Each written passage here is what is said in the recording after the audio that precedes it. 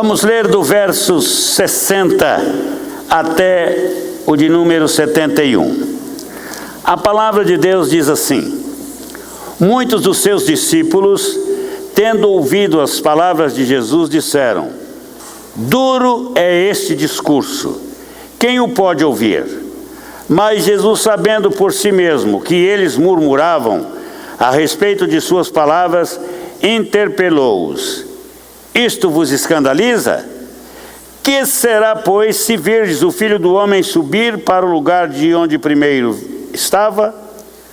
O Espírito é que vivifica, a carne para nada aproveita. As palavras que eu vos digo são Espírito e são vida. Digam comigo: as palavras que eu vos digo são Espírito e são vida. Contudo, há descrente entre vós, pois Jesus sabia desde o princípio quais eram os que não criam e quem o havia de trair. E prosseguiu: por causa disto é que vos tenho dito, ninguém poderá vir a mim, se pelo Pai não lhe for concedido. Prestasse atenção? Jesus disse: ninguém poderá vir a mim, se pelo Pai não lhe for concedido. Se você é de Jesus, tenha no coração muita alegria, porque isso foi uma concessão de Deus. Agora diz mais: à vista disso, muitos dos seus discípulos o abandonaram e já não andavam com ele. Então perguntou Jesus aos 12: porventura quereis também vós outros retirar-vos? Respondeu-lhe Simão Pedro: Senhor, para quem iremos? Tu tens as palavras de vida eterna, e nós temos crido e conhecido que tu és o Santo de Deus. Replicou-lhe Jesus: não vos escolhi eu em número de 12, contudo um de vós é diabo. Referia-se ele a Judas, filho de Simão Iscariotes, porque era quem estava para traí-lo, sendo um dos 12. Amém? Queridos, estas palavras que eu li são a conclusão do capítulo 6 de João. O capítulo 6 é introduzido com a narrativa da multiplicação de pães e peixes para 5.000 homens. É interessante que essa foi uma experiência marcante, e no Evangelho de João é o quarto sinal. Os milagres em João são apresentados de uma forma diferente dos evangelhos, dos 3 outros evangelhos. Os sinóticos apresentam os milagres de uma forma, mas em João os milagres são apresentados, tomados e apresentados como sinais. Então ele apresenta 7 sinais. Este é o quarto sinal. O primeiro foi o da multiplicação dos pães, da transformação da água em vinho. E este é o quarto milagre, o milagre da multiplicação. Em cada sinal destes, no quarto sinal, João está apresentando o Senhor Jesus Cristo como o Deus provedor, como aquele que pode prover e pode satisfazer as necessidades de todos, dos que necessitam. E ele então apresenta Jesus como provedor. Agora, meus amados, neste trabalho dos milagres, Jesus compartilha a necessidade de suprir a fome ou de matar a fome daquela grande multidão. E então Jesus, erguendo os olhos, diz o verso 5, e vendo que grande multidão vinha ter com eles, disse a Filipe: onde compraremos pães para lhes dar a comer. Mas Jesus dizia isso, diz o texto, para experimentar, para experimentar Filipe, porque ele bem sabia o que estava para fazer. Respondeu Filipe: não lhes bastariam 200 denários de pão, para receber cada um o seu pedaço. E aí, o que vamos fazer? 200 denários. Denário era o preço da diária de um trabalhador. 200 diárias de trabalho, era pão, muito pão. E então chegou o André, o discípulo de Jesus, irmão de Simão Pedro, e informou a Jesus: e está aí um rapaz que tem 5 pães de cevada e 2 peixinhos. Não era pão comprado em padaria, não, era pão feito em casa. 5 pães de cevada e 2 peixes. É interessante, irmãos, que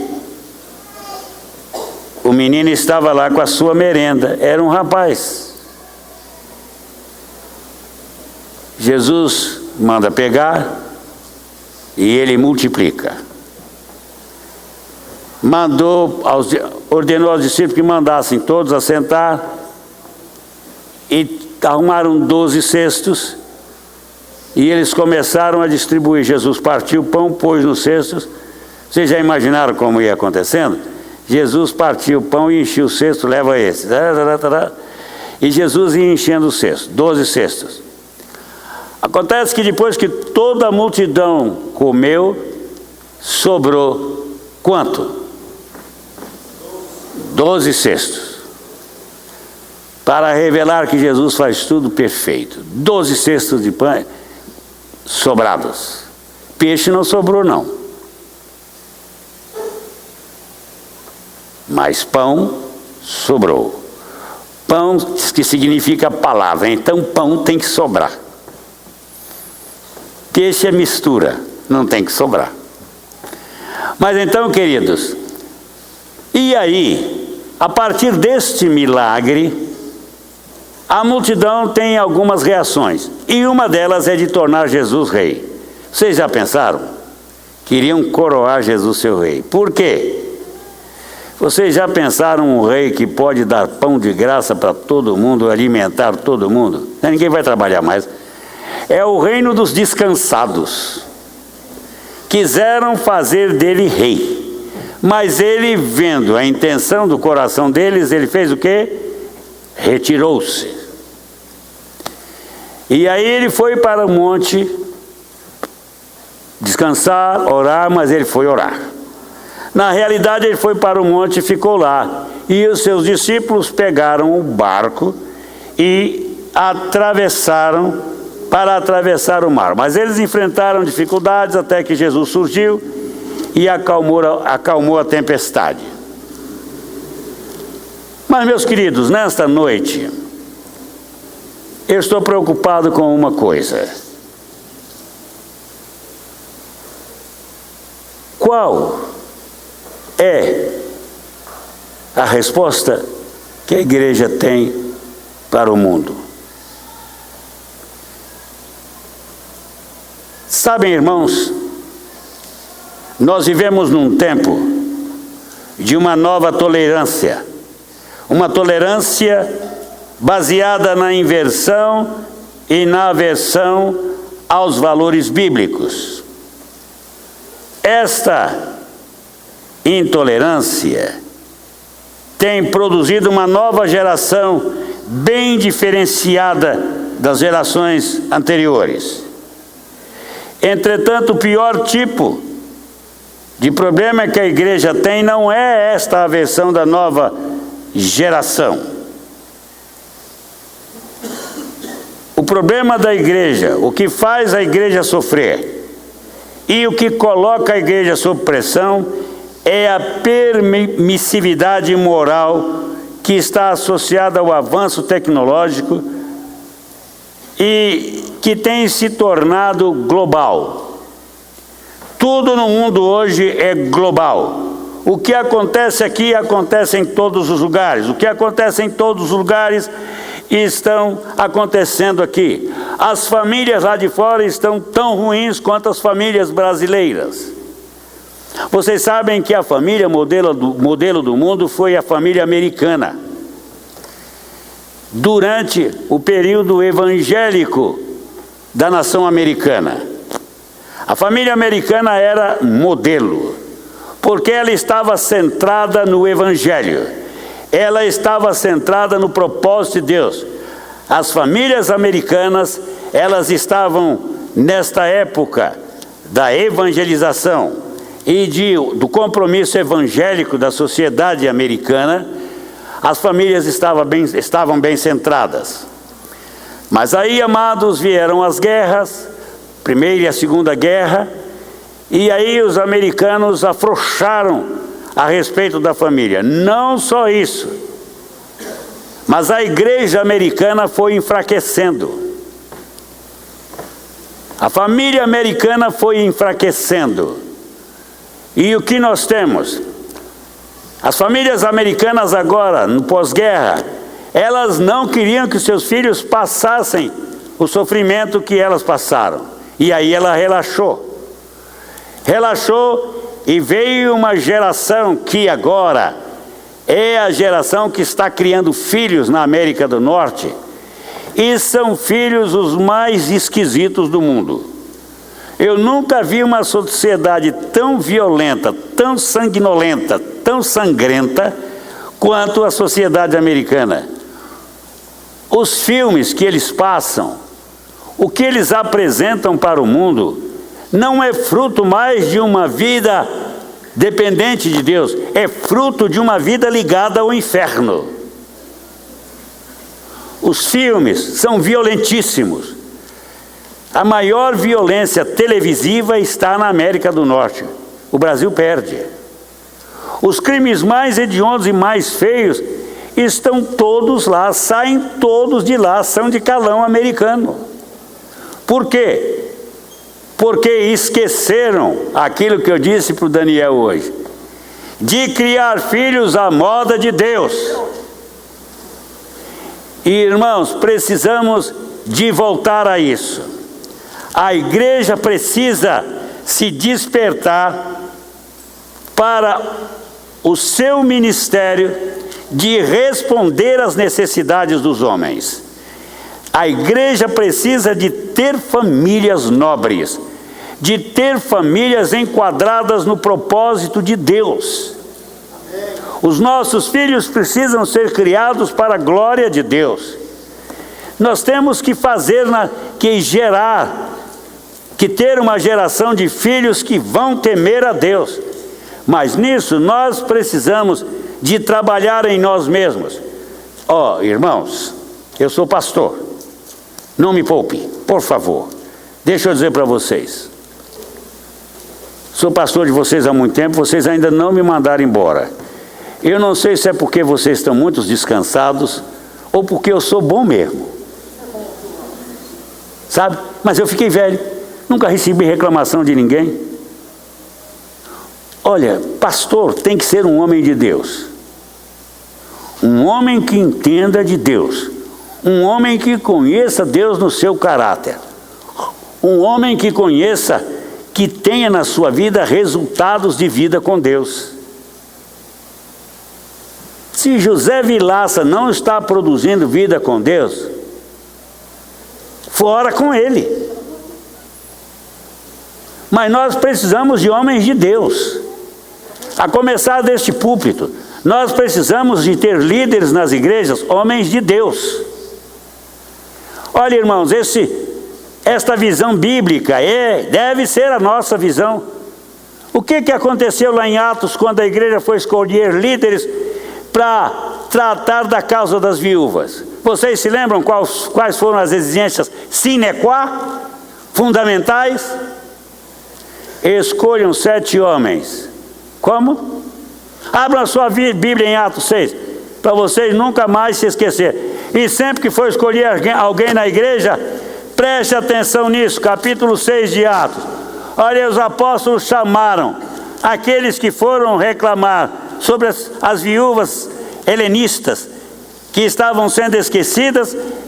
Os apóstolos chamaram os discípulos e disseram para eles assim: olha, atenção, vocês estão reclamando que as viúvas dos helenistas, dos gregos, estão sendo abandonadas na distribuição alimentícia da igreja. Nós não estamos. Então, vocês vão escolher, irmãos, dentre vocês 7 homens. Primeiro, de quê? De boa reputação. Isso para servir aos irmãos. Agora veja como está a igreja contemporânea. Nós temos pastores aí pregando em púlpito, ensinando famílias, ensinando do norte a sul do mundo, mas são pastores de má reputação. Eles não têm boa reputação. Mas é assim mesmo. Um dia eu chamei a atenção de um e disse: não, mas isso é necessário que o evangelho seja pregado. Com ou sem imoralidade, eu digo: seu safado, para com isso. Pois na minha igreja você não prega. Ah, mas você é quadrado. Eu digo: não sou quadrado, sou não. Eu tenho pontas nos quadrados assim, ó. Não posso aceitar um homem imoral num púlpito. Como não posso aceitar, Marquinhos, um homem sem moral liderando na igreja. Aquele que a mulher chega no domingo assim, depois de ter gastado 1 quilo de carne no bife na cara, porque ele deu um soco tão forte nela que juntou sangue, e ela pôs bife, mas não adiantou, chega roxo aqui ainda. Não pode ser um homem assim, um homem violento, uma mulher violenta com os filhos. Não pode. Nós temos que ter uma liderança de boa reputação. O meu nome tem que ser conhecido aqui, Rogério, pela minha boa reputação.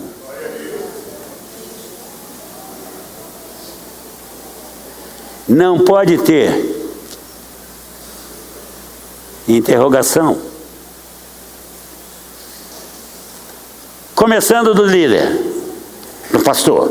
Agora, o Pedro diz mais: de boa reputação e mais o quê? Ah, isso é importante. A gente só pode dar o que a gente tem. Se eu tenho boa reputação, eu passo isso.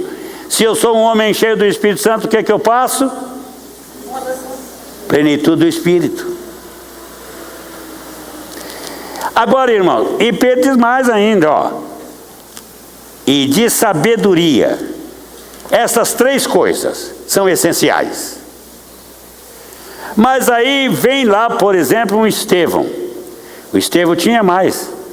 O Estevão era cheio de quê? De fé e cheio de graça. Olha, a vida de Estevão destilava graça. Gente cheia de graça, líderes cheios de graça, mulheres, homens, jovens, graciosos. Esta é a igreja. Porque a igreja precisa de sarar esta geração nossa. Ela precisa de entrar no circuito desta geração para sará-la. Queridos, deem um jeito. Tenham muitos amigos lá fora.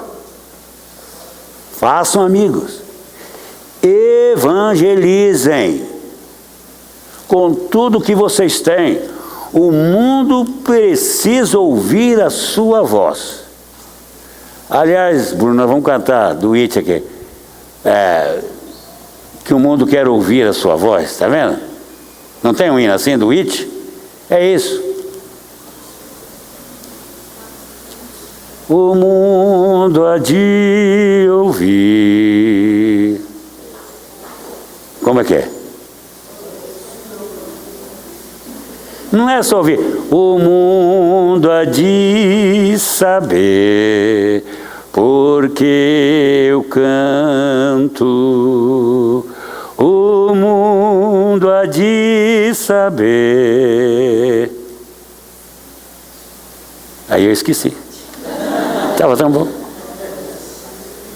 O mundo precisa saber. O mundo tem de nos conhecer, gente. Davi, você tem que ser conhecido na polícia, não como homem espancador, mas como um homem gracioso, que os outros vão ouvir e parar para lhe atender. Não homens truculentos. Policial não precisa ser truculento, não, pastor, mas se não for, a gente acaba. Não acaba, não. Eu acho horroroso um homem bater no outro. Que coisa triste. Hein, Fábio? Graças a Deus que você não bate, né, Fábio? Aleluia. Nem você, né, Nádia? Eu bater nos outros, pastor, é mesmo. Queridos, o mundo vai nos conhecer pela nossa nobreza em Cristo. Daniel, você é um fotógrafo. Agora ainda, né, Daniel? Depois não. Mas então seja o melhor fotógrafo, não seja só lambe-lambe, não. Não dá. Queridos, a igreja precisa responder, porque o mundo está precisando de um poder transformador. E se o Cristo que está vivendo em nós não está sendo suficiente para os outros ver vidas transformadas em nós, alguma coisa está errada. Ou com Cristo em quem cremos, que não é o verdadeiro, ou conosco. O mundo está, irmãos, violento, esquisito. A real situação da igreja é sempre um reflexo do que vem acontecendo na família, partindo da premissa que a família é a célula da sociedade. O que temos hoje é um gigantesco câncer social.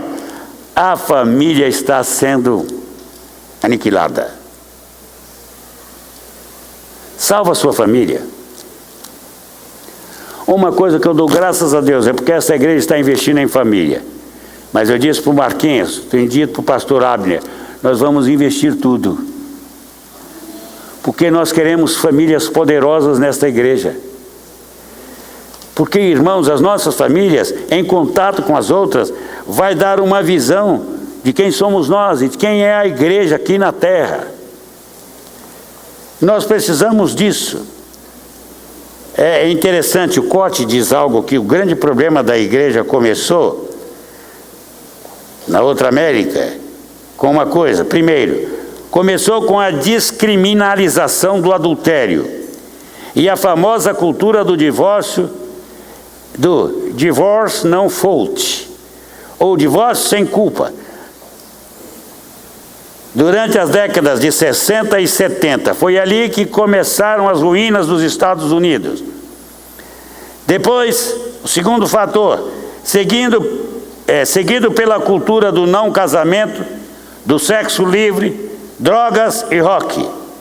Essa cultura se propagou tanto que atualmente, além dos heterossexuais não quererem se casar, os homossexuais, cujo casamento é pura loucura, estão querendo se casar, mas ele não pode produzir nenhum ciclo geracional,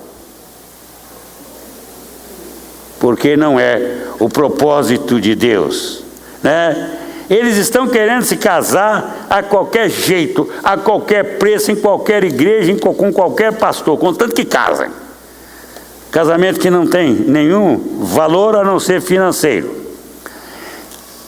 Terceiro, isso agigantou a sinistra indústria do aborto, com milhões de crianças que são assassinadas pelas próprias pessoas que deveriam ser os seus guardiães, os seus guardiãos, os seus defensores, os que deveriam protegê-las, amá-las. É difícil avaliar o crédito da injustiça que tem sido espiritualmente acumulado com tanto derramamento de sangue. O mundo está manchado pelo sangue de tantos bebês que têm morrido ano após ano. No Brasil a coisa é desenfreada. Nos Estados Unidos ainda eles têm um certo número, mas nem tudo lá. Lá também há muita violência nesta área. Quarto, tudo isso tem produzido um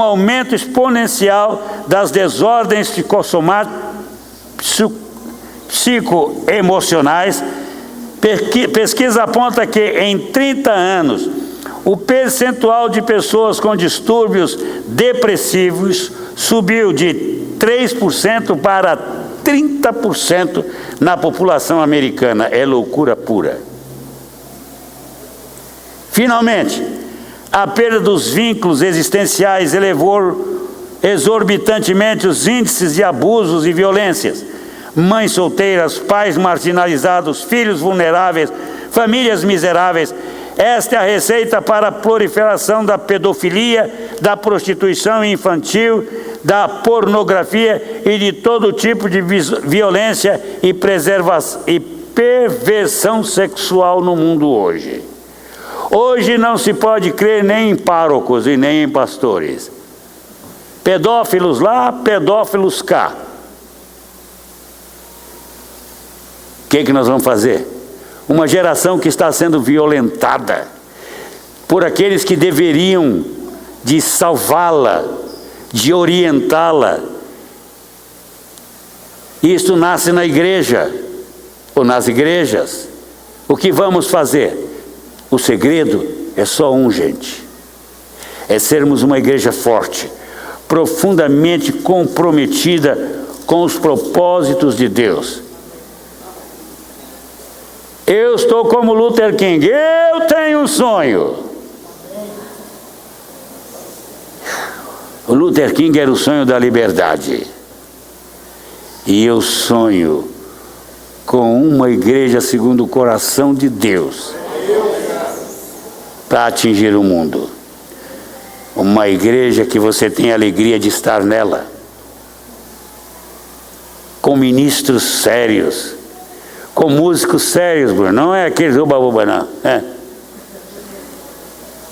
Pode ser, às vezes, né, Bruno? É bom dar uma gingada de vez em quando, para não perder a mola do corpo.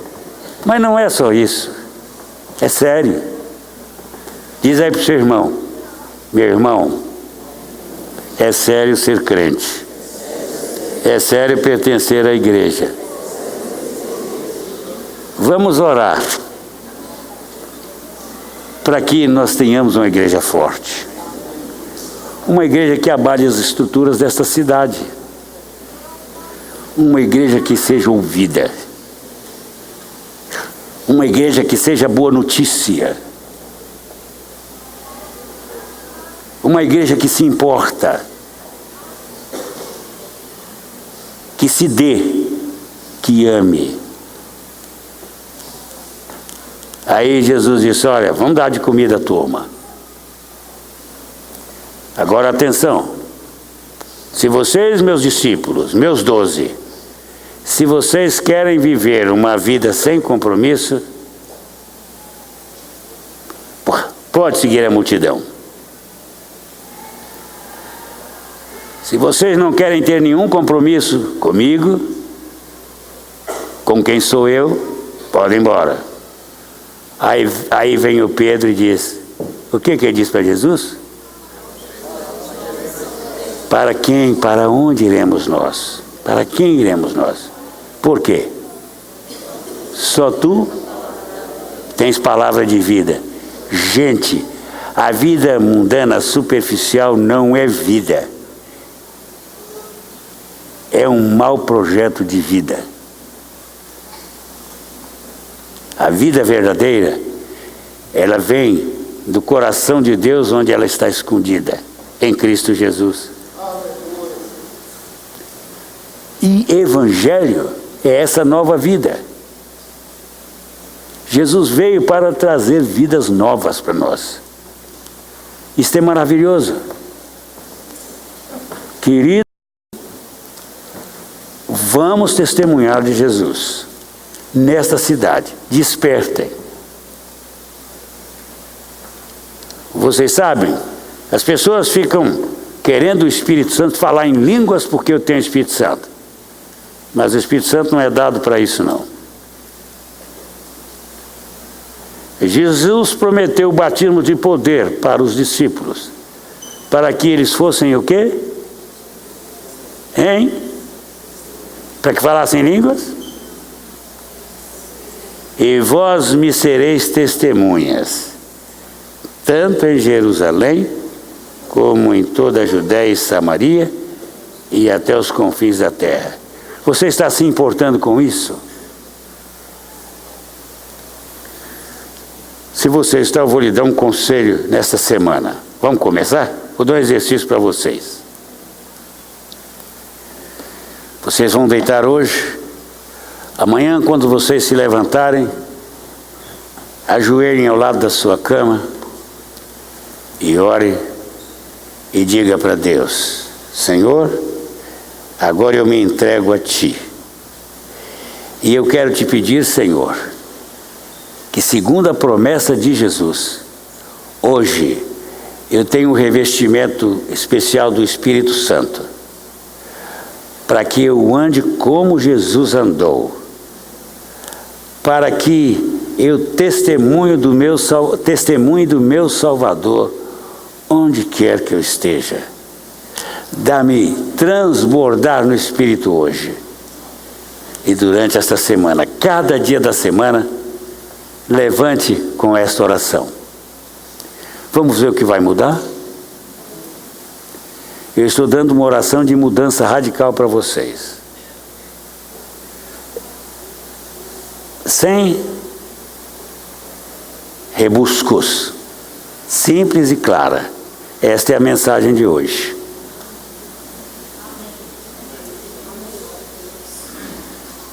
Quando você fechar os seus olhos, começa a ver. Pede a Deus que abra a sua visão para alguém a quem você terá que testemunhar. Pode ser alguém próximo de você. Mas testemunhe. E não fique aquele crente 000. Não.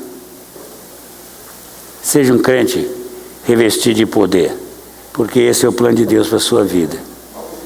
Então põe a mão no coração e diga assim: o plano de Deus para a minha vida é que eu seja um servo de Cristo, uma serva de Cristo, transbordante do Espírito Santo, para anunciar que Cristo é o Senhor, para a glória de Deus Pai. Amém? Vamos ficar de pé?